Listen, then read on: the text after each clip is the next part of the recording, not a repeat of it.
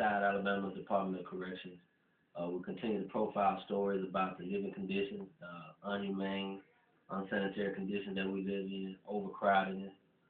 We also continue to profile our demand for sentence and parole reform because people are doing too much time in prison with no hope of going home, no incentive to participate in educational rehabilitation programs because the parole board is saying that, they don't care about what you're doing in prison. There's arbitrary guidelines. There's no set standard or curriculum to say, when I complete this amount of time, when I rehabilitate myself and complete all the programs, I'll be paroled out. You still have to go up for consideration for parole. And we feel like that needs to change. If people are willing to come in the prison system, admit to their deficiencies and do something about it, then they should be rewarded for that with their freedom. We also profile the free labor. You already know we profile that over and over, and we're going to continue to do it. Healthcare and all those things. Today we got a young man with us. He's incarcerated right now. I think he's charged with murder. Manslaughter. He got a manslaughter conviction. And he was actually shot. This is not George Zimmerman, Trayvon Martin, where George Zimmerman is the only one firing bullets and gets self-defense. This man was actually shot and assaulted first and defended himself with a pistol. Multiple people were shooting. I think they found over 40 projectiles at the scene. About 50 or 60. About 50 or 60 projectiles. And everybody's saying he only shot 4 or 5 times. So there's 50 to 60 more projectiles that we're trying to figure out what is it so hard to understand about the fact that this man values his life and what's wrong with him doing something to protect it. Where were you shot at? Oh, I was shot in my foot, man. Okay. So maybe we'll get a chance to show y'all the injuries and stuff, but that's not right now what we want to talk about. I just want him to give you his name, how much time he's got, what county he's from, and then we're going to go into specifics just about the living conditions, what are his prospects for release, what he feels like the system is offering him, not just inside the system, but in the courtroom, because I've assisted him with his litigation, so I know I'm very familiar with what's going on in this case.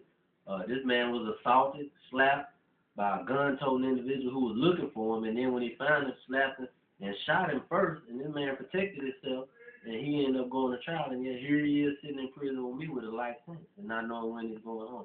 So if you would just tell him your name, what county you were convicted from, how much time you got. My name is Fredricas Giles. I'm from Montgomery, Alabama.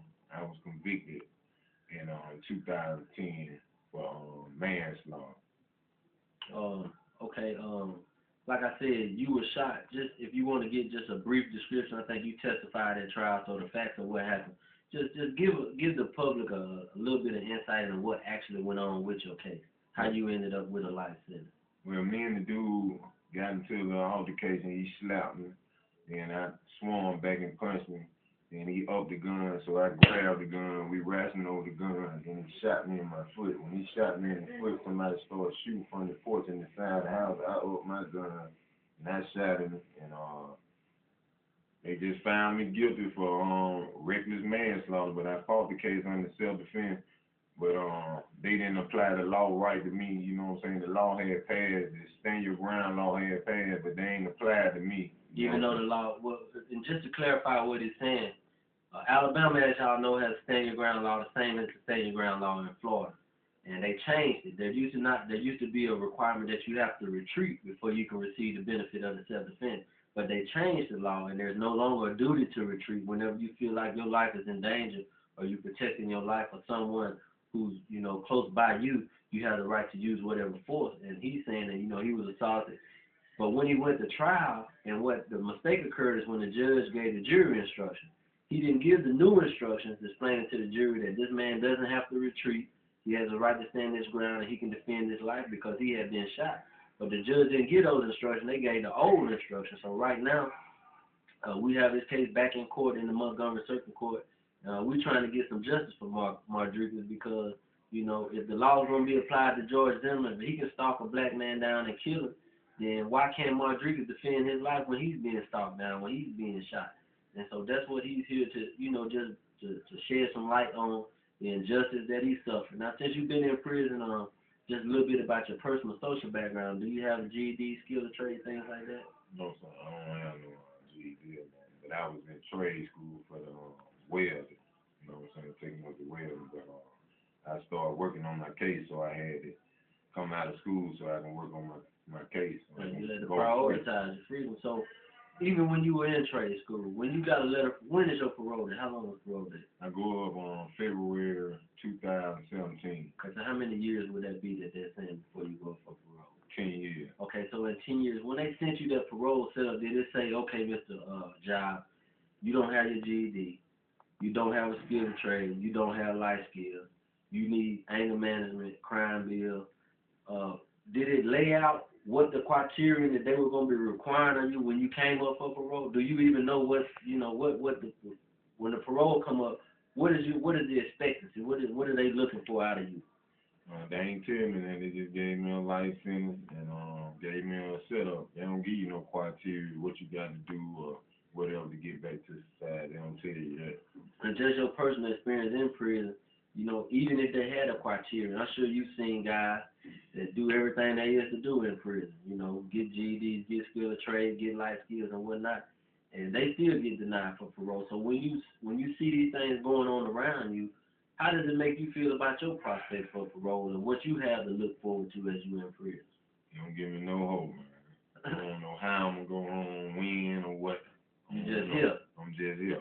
Doing time. Doing time. Department of Corrections. And that's what Department of Corrections is. That's what it's reduced to. It's a scam.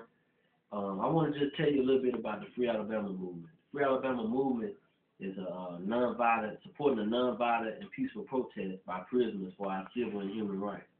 We trying to address the living conditions. We live in these little small cells. You already know what time it is. Yeah. And we don't have any voice. We can't be heard. We can't complain. You can get rolled up for anything. And all those things affect your parole, but you're not being treated fairly as you're going through the process of these hearings and stuff. And what we're saying is that the free labor that we provide is what makes this system work.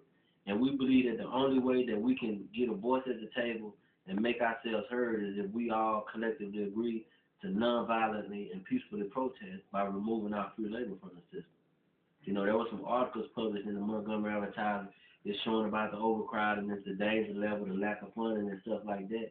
And we feel like that we have a strategy at our disposal that we're not using. And that's what we're asking men to do, to participate through nonviolent peaceful protest, because we want you to be able to say when you're going home. Yeah. If they say you do 15 years, and in the course of 15 years you complete this curriculum, then you will be paroled out. Then that's what we feel like will be the better thing, because if you just in here doing time and you don't know when you're going free, then what is your incentive? What is your incentive to get a GED? Shit, they told me to get my GED, get me a trade, do this, do that. I do anything I got to do to go home. Yeah. Anything. Even being innocent. Yeah, even being an innocent man. Being shot, you still willing to do it, because the story you just described, I mean, you seen the news. The law is in Alabama, the same law that's in Florida, but you see how it's applied to a black man, and then you see how it's applied when a black man is being killed. So how do you feel about that? Man, hey, we just, Alabama do what they want to do, man. We can't win. We can fight it in court. We can have that right, and it still ain't gonna get no justice. My case been in court a whole year. The judge won't even rule on it. He know it right. Yeah. So we can't win, man. And I remember you had an attorney, you had representation. So do you still have representation now? Are you pro se? What is your status in court? I'm pro se right now because my money had got funny and I owed the lawyer like $800. She jumped out my case, man. After she done got your money? After she got all my money, by $800 and jumped out my case. Who she is? Oh, Victoria Rep. Victoria Rebel? Yeah, Victoria Rep. Victoria Rep. Okay. Yeah. So how much money did she get from you? Like $3,600. And the other $800 you owe her $800 more. $800 more. Well, where are you supposed to get $800 from? What job you work in prison where you get paid? I ain't working nowhere. So how you gonna get $800? Well, I mean, I don't get. We gotta pay for armbands. We gotta pay for ID. We gotta pay for health care. We gotta pay to get a dirty urine. We gotta pay for a cell phone. We gotta pay for jacked up prices on the stove, snack line and stuff. But if you don't have a paying job and you have an injustice, where you gonna get money from to pay for a lawyer? You can't do it. Ain't no way. They ain't paying you to do nothing. You can have a job working around here doing whatever, man. I know it. I mean, so you know, these are the plights that we find ourselves in. You know, I mean, what do you do when you getting slapped, you getting shot, and you at the dude's house that's shooting, and 4 or 5 more people behind him firing weapons too, all of them being fired at him. The other guns that he was telling you they were being fired, all of them were being aimed at him. So you got 4 or 5 people shooting at this man. He's by himself. He done already got slapped. He done already got shot. And he pulled out his gun and he defended himself, and here he is in prison with a life sentence. You know, no way out. The petition been sitting in front of the judge for a year. You know, what's so complicated about it? You know, the law changed, you gave a wrong jury instruction, and the courts have said that when you commit that error, it's an automatic reversal error. And yet here he is. You know, he just lost $3,600. His family came up with that money or whatever, you know, and that money is gone. The lawyer is gone. We filed a petition with the state bar. How many people you have seen file with the state bar that got their money back? Nobody. I ain't never seen that. They all on the same page. They all on the same page. So, you know, we're going to do our part, man. You know, Free Alabama Movement, we're going to keep profiling these stories because we want people to see the other side of prison, you know. Not just this person was convicted for this crime, but let's take a look at the punishment. Let's take a look at what he has to endure in the course of being in prison. You know, so that's what we're trying to do. Free Alabama Movement. We inside somebody else's cell, we in their way, so we got to get out of their way. You know, but we do appreciate them sharing their resources with us because we have to work together in here if we're going to get free, because otherwise the DOC will keep us here till we die. Free Alabama Movement.